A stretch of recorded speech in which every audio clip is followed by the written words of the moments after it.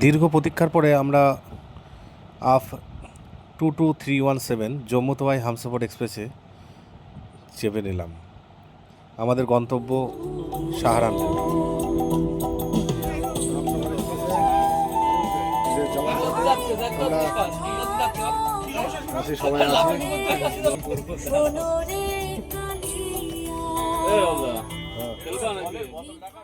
এখন বাজে 8:25।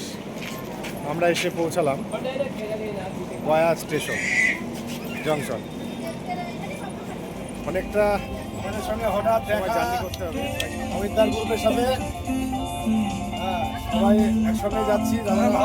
আমরাও ভাবতে পারিনি যে অমিতার ভাইরা আমাদের সঙ্গে মিলিত হবে একই সঙ্গে একই সফর যাত্রায়। তো আমাদের তরফ থেকে পাহাড়িয়া গ্রুপের তরফ থেকে আমরা রুটিন পাচ্ছি যারা যাচ্ছি 2026-এ, তাদের তরফ থেকে রাহুল দাসকেও আমরা কংগ্রেচুলেশন জানাই, তারা কেদারনাথ যাচ্ছে। দেখতে দেখতে আমরা সাহারানপুর জংশনের দিকে পৌঁছে গেলাম। এবার আমাদেরকে ট্রেন থেকে নেমে এখান থেকে বেরোতে হবে। আমরা এখন পৌঁছালাম সাহারানপুর স্টেশন।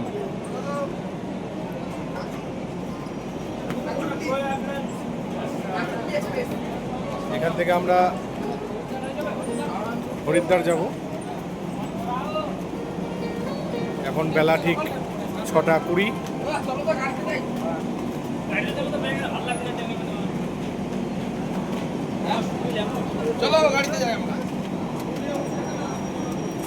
সঙ্গে থাকুন, আমাদের কেদারনাথ সফরে আপনাদেরকে অনেক ভিডিও দেখাবো।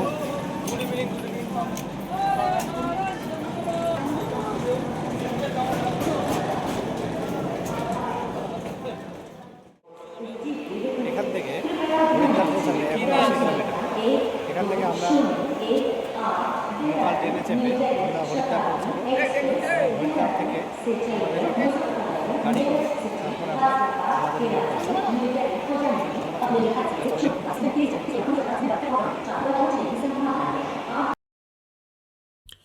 অবশেষে আমরা সাহারানপুর থেকে মেমু ট্রেনে চেপে হরিদ্বার স্টেশনে এসে পৌঁছালাম।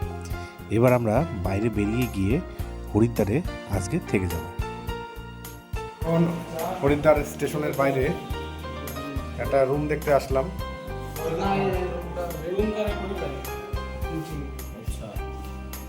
এখানে রুমটা দেখলাম, রুমটা 4 বেডের রয়েছে, খুবই ভালো লাগলো। দেখা যাক নিচে গিয়ে কথা বলতে হবে রিসেপশনে। রাত্রি হোটেল থেকে বেরিয়ে সেই বিখ্যাত হরিদ্বারের গঙ্গার ঘাট, যেটা বিষ্ণুঘাট নামে পরিচিত, সেখানে এসে আমরা স্নান সেরে ফেললাম। জলের স্রোত এতটাই বেশি, এই লাইনের ওপারে যাওয়াটা খুবই দুষ্কর ছিল। তাই আমরা লাইনের এপার থেকেই স্নান সেরে ফেললাম।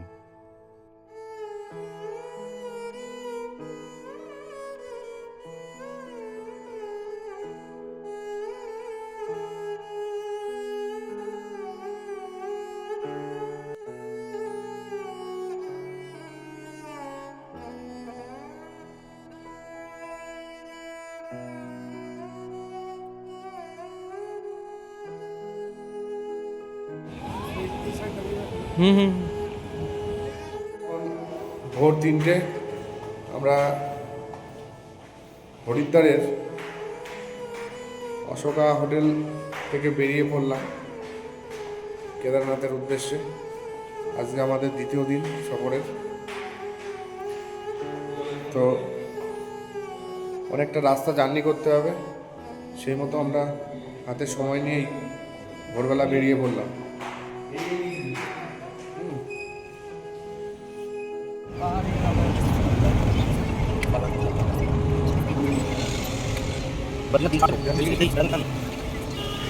হরিদ্বার থেকে বেরিয়ে বেশ খানিকটা যাওয়ার পরে একটু সকাল হতেই চায়ের দোকানে দাঁড়িয়ে চাওয়ালার ভূমিকা পালন করে নিল।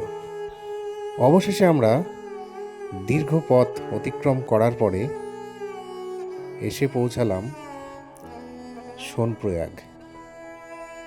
এরপর এখান থেকে আমাদের ট্রেক শুরু হবে।